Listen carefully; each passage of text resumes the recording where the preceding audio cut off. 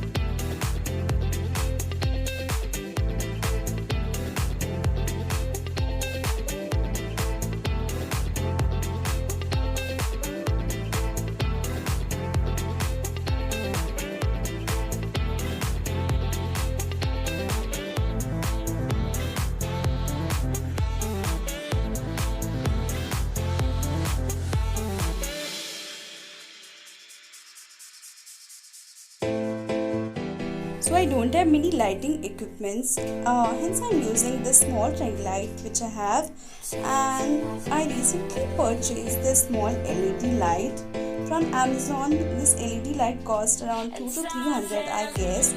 So I'm placing the LED light downward just to give some colorful effects to my photos. Let's see how it goes.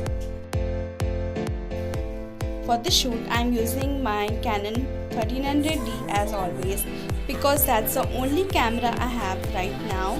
With that I'm using my Canon 50mm 1.8 prime lens, and I kept the ISO around 2 to 400, and let's see the results.